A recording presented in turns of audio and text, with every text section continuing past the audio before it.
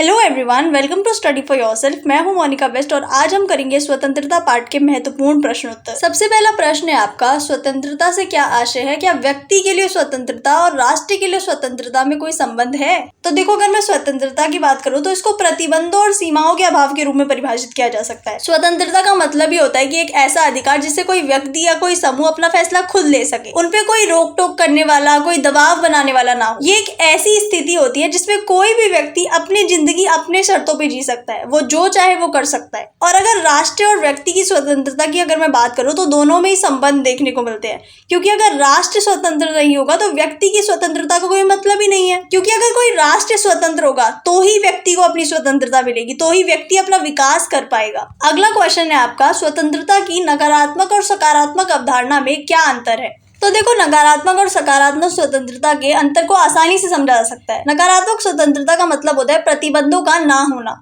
वहीं सकारात्मक स्वतंत्रता में प्रतिबंध पाए जाते हैं। और नकारात्मक स्वतंत्रता में राज्य का व्यक्ति पर काफी सीमित नियंत्रण होता है, वहीं सकारात्मक स्वतंत्रता में राज्य व्यक्ति के सामाजिक, आर्थिक व राजनीतिक विकास के लिए दखल दे सकता है। साथ ही साथ नकारात्मक स्वतंत्रता के अनुसार वह सरकार सबसे अच्छी होती है जो कम से कम शासन करती है, वहीं सकारात्मक स्वतंत्रता में नागरिकों के कल्याण के लिए सरकार नए नए कानून बनाकर उनके अधिकारों में दखल दे सकती है। एंड लास्ट पॉइंट है आपका कि नकारात्मक स्वतंत्रता के अनुसार जो कानून है वो व्यक्ति की स्वतंत्रता में बाधा पहुंचाता है, वही सकारात्मक अवधारणा ये कहती है कि जो कानून है वो व्यक्ति की स्वतंत्रता को बढ़ाता है, उसमें वृद्धि करता है। अगला क्वेश्चन है आपका, स्वतंत्रता के प्रकार लिखिए। इसमें पहला पॉइंट आपका आ जाता है प्राकृतिक स्वतंत्रता, जिसका मतलब होता है कि व्यक्ति को वो सारे काम करने की छूट है जो वो करना चाहता है और साथ ही साथ उसके काम पर कोई प्रतिबंध नहीं होगा। नेक्स्ट आपका आ जाता है व्यक्तिगत स्वतंत्रता, यानी कि निजी मामलों में विकल्प की स्वतंत्रता। एग्जाम्पल के लिए एक व्यक्ति है जो डॉक्टर बनना चाहता है, तो उसे छूट है, उसे जो बनना है, डॉक्टर बनना है, पुलिस बनना है, तो वो बन सकता है, ये उसका निजी मामला है। साथ ही साथ उसे अपने भावों, विचारों को अभिव्यक्त करने की स्वतंत्रता है और किसी भी धर्म में आस्था रखने की स्वतंत्रता है, वो जिस धर्म में चाहे उस धर्म में आस्था रख सकता है। इसके बाद आपका आ जाता है राजनीतिक स्वतंत्रता।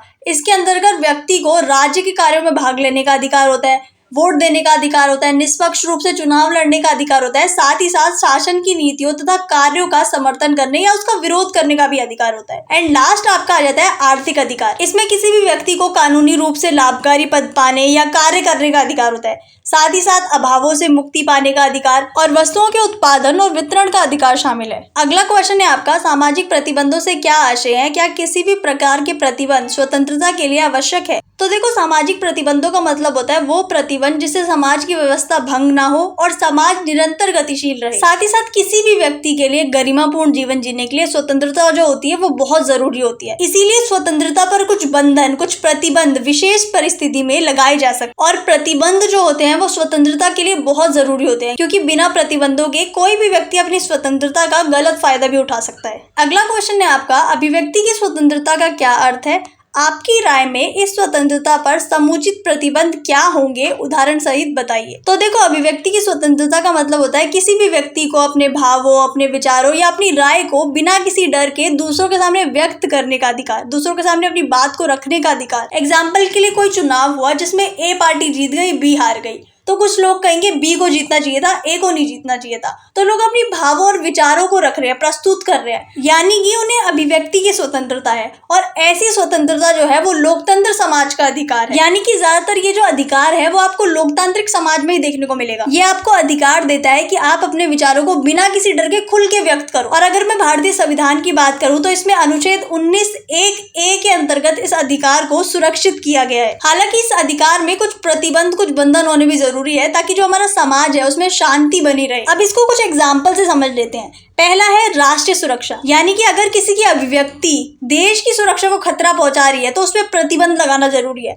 जैसे कि कोई व्यक्ति है वो आतंकवादी गतिविधि को बढ़ावा देने वाला भाषण दे रहा है तो उसके भाषण पर प्रतिबंध लगाना चाहिए। दूसरा है आपका नफरत फैलाने वाला भाषण, यानी कि ऐसा भाषण या ऐसी सामग्री जो किसी व्यक्ति या समुदाय के खिलाफ नफरत फैलाने का काम करती है उस पर रोक लगाना चाहिए। एग्जाम्पल के लिए किसी पर्टिकुलर जाति या धर्म के खिलाफ भाषण देना, नफरत भरा भाषण देना जो उनकी भावनाओं को ठेस पहुंचाए, तो ये गलत है और इसीलिए इसमें प्रतिबंध का होना बहुत जरूरी है। नेक्स्ट है आपका मानहानि, यानी कि किसी भी इंसान की इमेज को खराब करने के लिए, उसे नुकसान पहुंचाने के लिए झूठा या अपमानजनक बयान देना। एग्जाम्पल के लिए किसी के खिलाफ झूठा बयान देना, किसी के बारे में झूठी अफवाहें फैलाना, तो ये मानहानि के अंतर्गत आ जाता है, इसीलिए इस पर रोक लगाना भी जरूरी है। अगला क्वेश्चन है आपका, नागरिकों की स्वतंत्रता को बनाए रखने के लिए राज्य की क्या भूमिका है? उत्तर, नागरिकों की स्वतंत्रता को बनाए रखने के लिए राज्य की भूमिका को निम्नलिखित बिंदुओं से आसानी से समझा जा सकता है। जैसे कि यदि नागरिकों की स्वतंत्रता की रक्षा करनी है तो राज्य के लिए जरूरी है कि नागरिकों के कार्यों पर नियंत्रण लगाया जाए, क्योंकि राज्य का यह कर्तव्य है कि वो व्यक्ति को ऐसे कार्य करने से रोके जो दूसरे व्यक्ति के हितों का उल्लंघन करता हो या उसको नुकसान पहुंचाता हो। और जो राज्य है वो न्यायपालिका के माध्यम से व्यक्ति की स्वतंत्रता को सुरक्षित करता है। साथ ही साथ राज्य में लोकतांत्रिक शासन प्रणाली की मदद से नागरिकों को अनेक स्वतंत्रता प्राप्त हो जाती है और राज्य जो है वो व्यक्तियों को विभिन्न अधिकार प्रदान करके उनकी स्वतंत्रता को बढ़ावा देता है। नेक्स्ट क्वेश्चन है आपका, प्रतिबंधों की आवश्यकता क्यों है? या ये इस तरीके से भी आ सकता है कि स्वतंत्रता में प्रतिबंधों की आवश्यकता क्यों है? तो देखो, सीमित संसाधनों के उचित बंटवारे के लिए जरूरी है, सामाजिक व्यवस्था को बनाए रखने या शांति बनाए रखने के लिए जरूरी है, समाज के सभी व्यक्तियों के अधिकार की पूर्ति करने के लिए जरूरी है,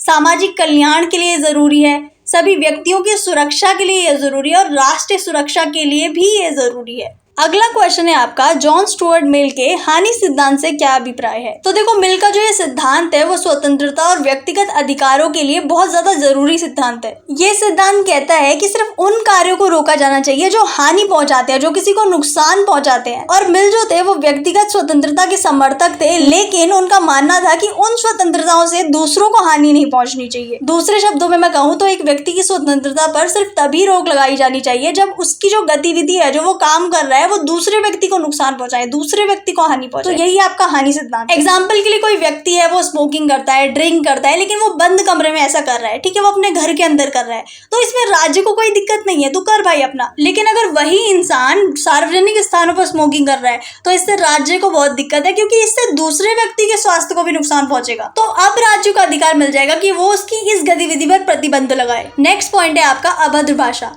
अब देखो, हमने ये पढ़ लिया है कि किसी भी व्यक्ति को अपने भावों या विचारों को अभिव्यक्त करने की स्वतंत्रता जो है वो भारत में तो है, लेकिन अगर उसकी वही भाषा जो है वो आतंकवाद को बढ़ावा देती है या वो किसी पर्टिकुलर समुदाय, किसी पर्टिकुलर धर्म के खिलाफ भाषण दे रहा है, तो राज्य को ये पूरा अधिकार है कि वो उसके इस अधिकार पर प्रतिबंध लगाए, उसको सजा दे। So thank you so much for watching. Hope so आपको समझ आया होगा। प्लीज अगर आपको अच्छा लगा तो वीडियो को लाइक करना, इसे शेयर करना और चैनल को सब्सक्राइब जरूर कर देना।